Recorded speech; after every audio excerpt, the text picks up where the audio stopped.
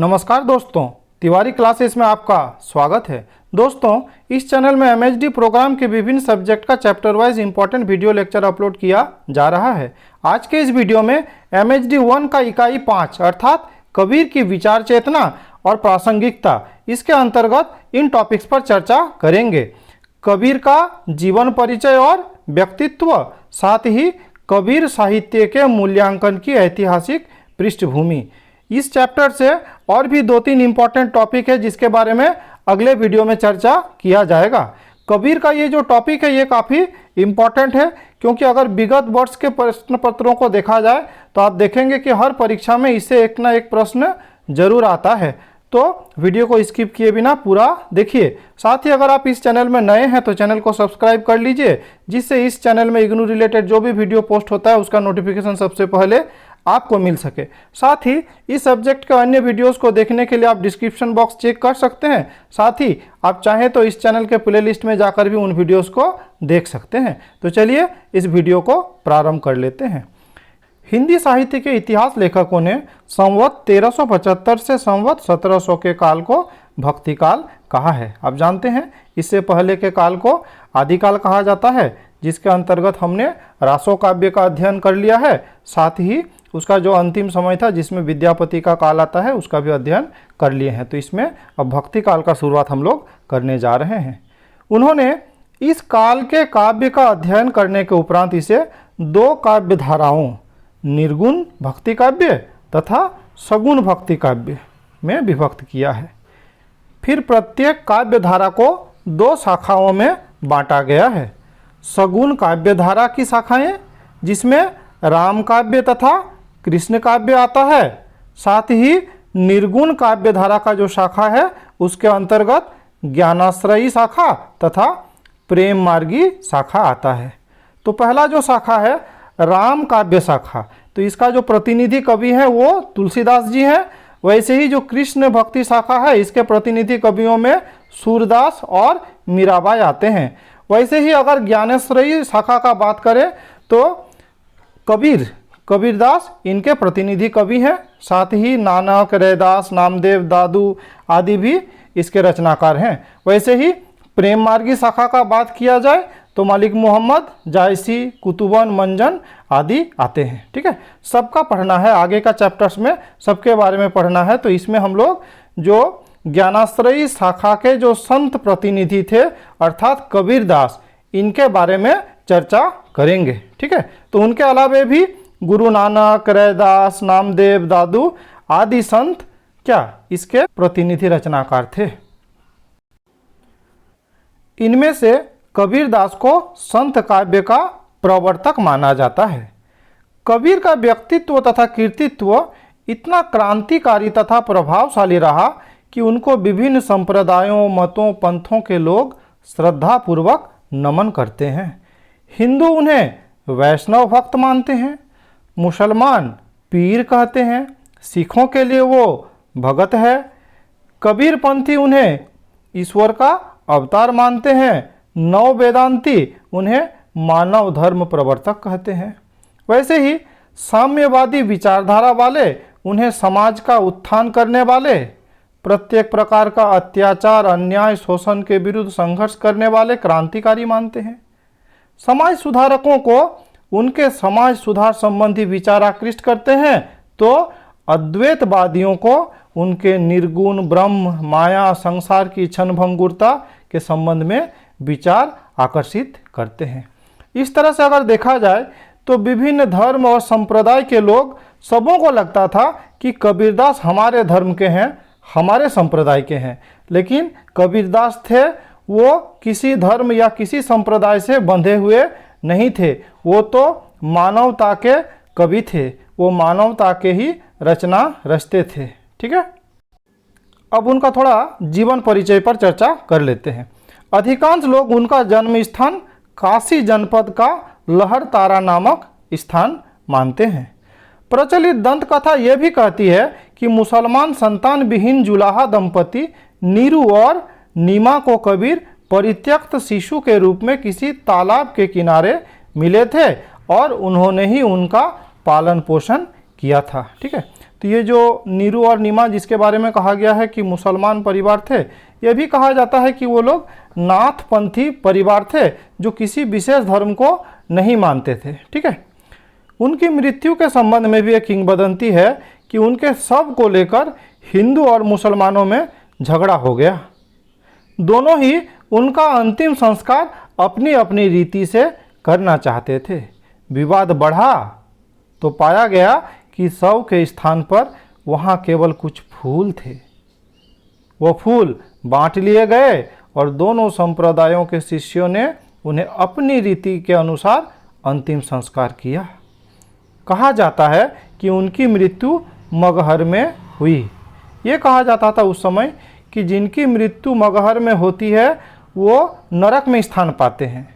ठीक है, तो इसको झूठा साबित करने के लिए कबीर अपने जीवन के अंतिम दिनों में मगहर चले गए। कबीर को स्वामी रामानंद का शिष्य बताया जाता है, परंतु रामानंद के मृत्यु के समय कबीर की आयु केवल 12 वर्ष की थी। तो इस 12 वर्ष की छोटी सी आयु में दीक्षा लेने की बात विश्वसनीय नहीं लगता। कुछ विद्वानों ने शेख तकी को उनका गुरु बताया है। लगता है कि कबीर के गुरु शेख तकी ही थे। कबीर हृदय से भक्त, मनोवृत्ति से सांसारिक माया जाल से विरक्त होते हुए भी अपना जीवन एक गृहस्थ के रूप में बिताया। वो सन्यासी या विरक्त साधु नहीं बने, पारिवारिक जुलाहे का पेशा अपनाया, करघे पर वस्त्र बुनते रहे और वस्त्र बुनते बुनते ही काव्य रचना भी करते रहे। कबीर की पत्नी का नाम लोना बताया जाता है तथा यह भी कहा जाता है कि उनसे उसके एक पुत्र कमाल तथा एक बेटी कमाली हुए। ठीक है, अब उसका व्यक्तित्व को थोड़ा जान लेते हैं।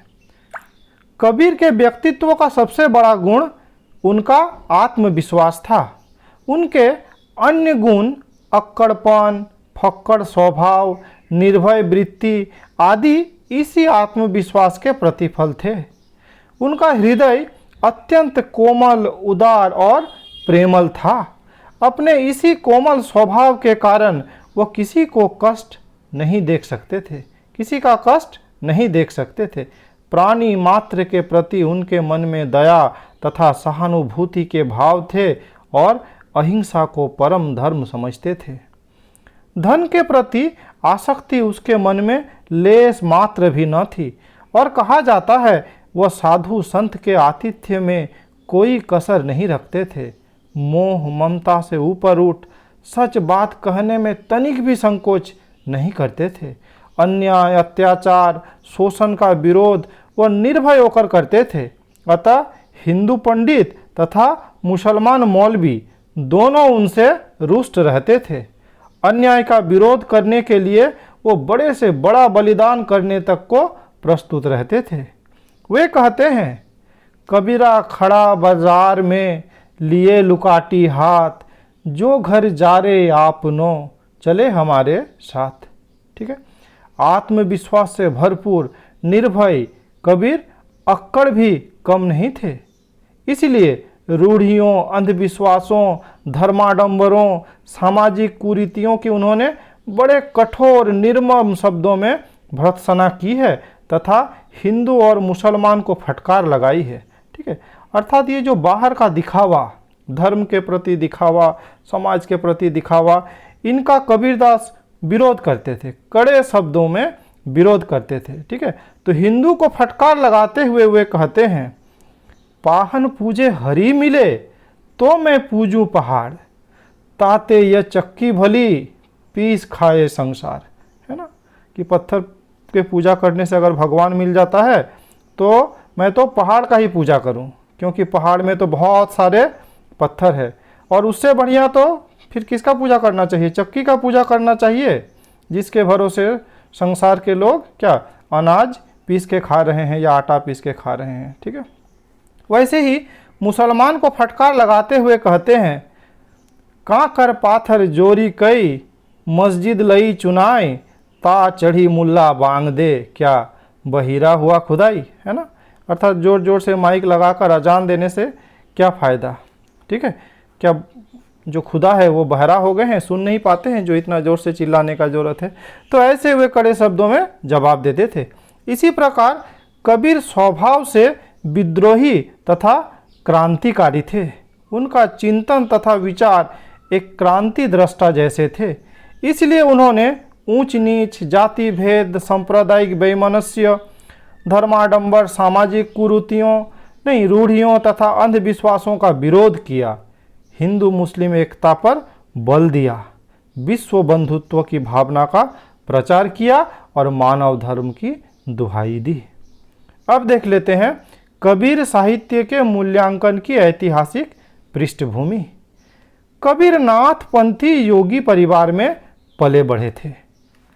यह नाथपंथी न तो हिंदू माने जाते थे न मुसलमान। यदि नाथपंथी सिद्धांतों की जानकारी न हो तो कबीर की वाणियों को समझ सकना मुश्किल होता है। इसलिए थोड़ा इसको समझ लेना पड़ेगा। गोरखनाथ जो कि नाथपंथी सिद्धांत के प्रवर्तक थे, ठीक है। तो गोरखनाथ के समय से ही नागपंथी लोग हिंदुओं और मुसलमानों के बाह्याचार, धार्मिक पाखंड, जात पात की कट्टरता, सामाजिक रूढ़िवाद और धार्मिक अंधविश्वासों के विरुद्ध भारत के पश्चिमी, उत्तरी तथा पूर्वी भागों में अपना आंदोलन चला रहे थे। नाथपंथियों में गृहस्थ लोग भी शामिल थे, पर आंदोलन का नेतृत्व मुख्यतः वैराग्य और फकीरों के ही हाथ में था। वे स्वेच्छा से गरीबी का, सादगी का, सांसारिक दुखों से विरक्त संतों का जीवन जीते थे। एक आंदोलन के रूप में नाथपंथियों की यह जीवन शैली सामंती, विलासिता, ऐश्वर्य और मदान्धता के खिलाफ एक प्रकार के विरोध की अभिव्यक्ति थी। सांसारिकता को तिलांजलि देने की यह भावना, वैराग्य की यह प्रवृत्ति दरअसल सामंतवादी परंपरा के विरोध भावना की ही आध्यात्मिक अभिव्यक्ति थी, ठीक है। अर्थात उस समय जो सामंतवादी परंपरा के चलते जो निम्न वर्ग थे, जो गरीब लोग थे, जो नीचे जाति के लोग थे, उनकी स्थिति बद से बदतर होती जा रही थी, ठीक है। तो ये जो भक्ति आंदोलन कहा जा सकता है कि उसके विरोध में ही ये उत्पन्न हुआ एक आध्यात्मिक आंदोलन था। दिल्ली सल्तनत के शासकों के काल में भू राजस्व का वसूली के क्रम में किसानों पर जिस प्रकार जुल्म होते थे, उनके विरोध में लाखों किसान अपने गांव छोड़कर, जमीन घर बार छोड़कर भाग जाते थे। शहरों के दस्तकारों, कारीगरों की टोली में शामिल हो जाते थे। यहाँ भी इनका शोषण होता था।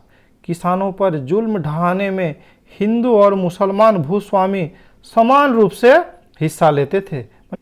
इतिहास के इन अध्यायों का अध्ययन करने से पता चलता है कि सांसारिक सुखों से वैराग्य की भावना, जीवन की क्षणभंगुरता का बोध, जगत को काल का चबेना कहने की प्रवृत्ति, मानवीय समानता की पुकार, हृदय की शुद्धता, धार्मिक रूढ़िवाद के खंडन तथा निर्गुण ब्रह्म, उसे सच्ची प्रीति के पीछे मूलतः देहातों और शहरों के गरीबों की सामंतवाद विरोधी चेतना ही व्यापक रूप से काम कर रही थी, ठीक है।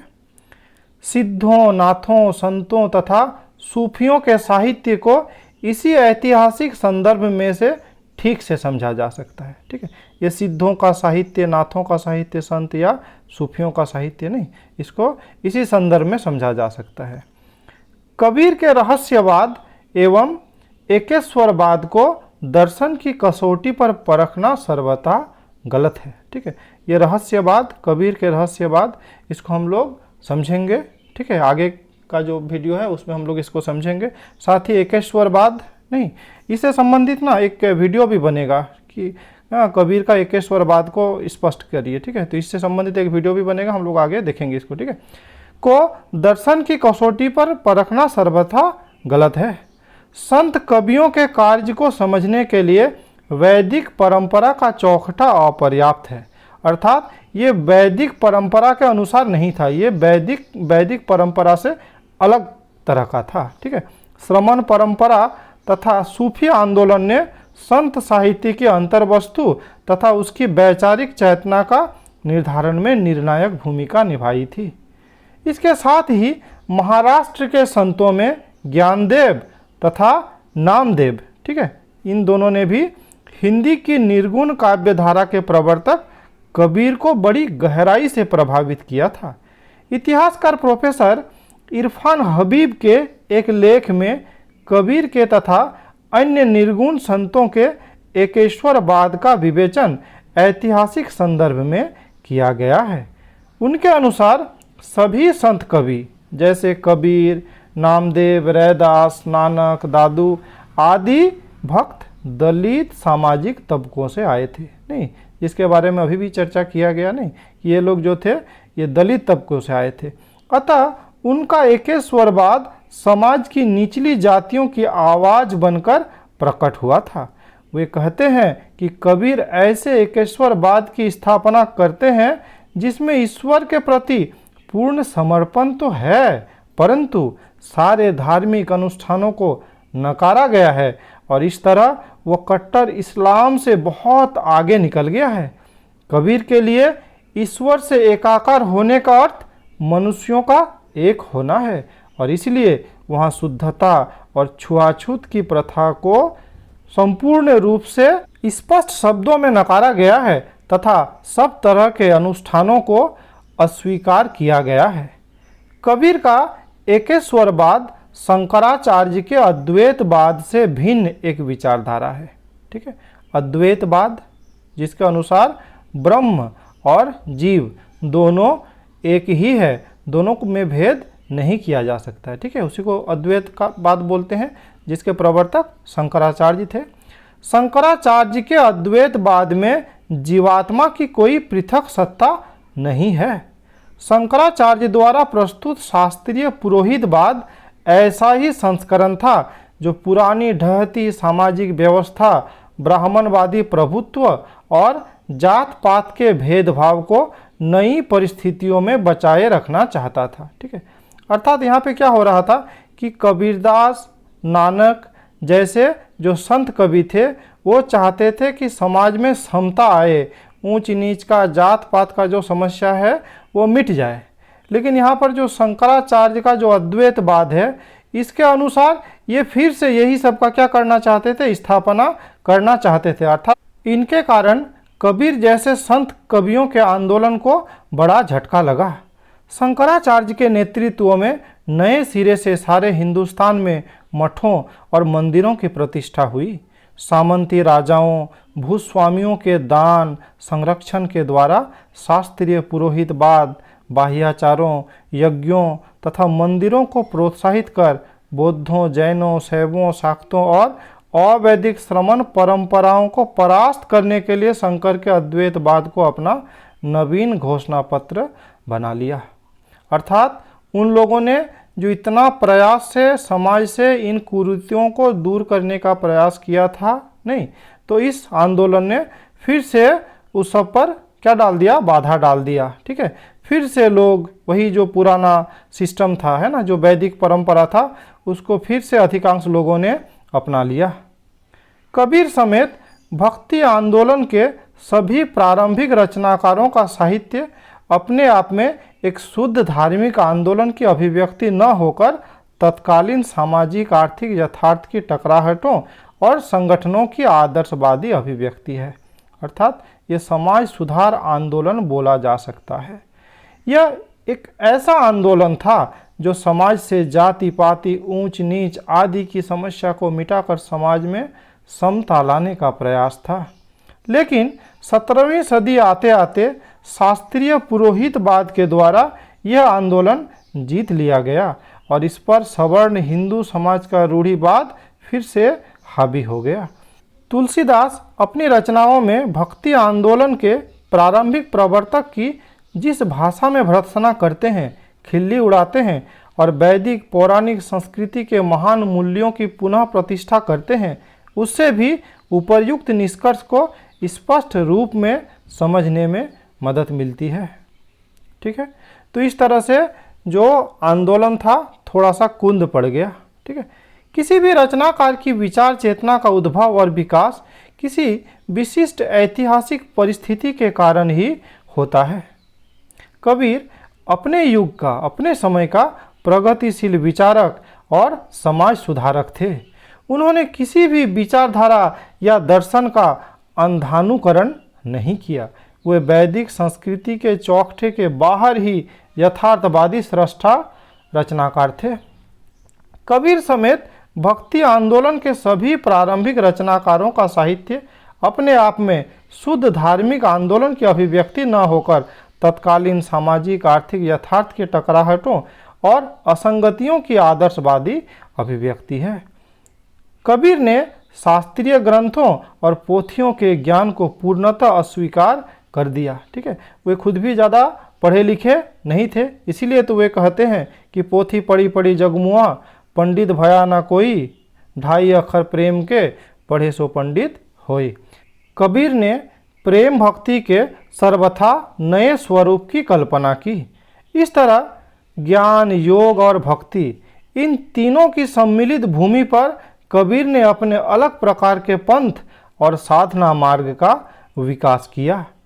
कबीर की भक्ति में सभी मनुष्यों के लिए समानता की भावना है।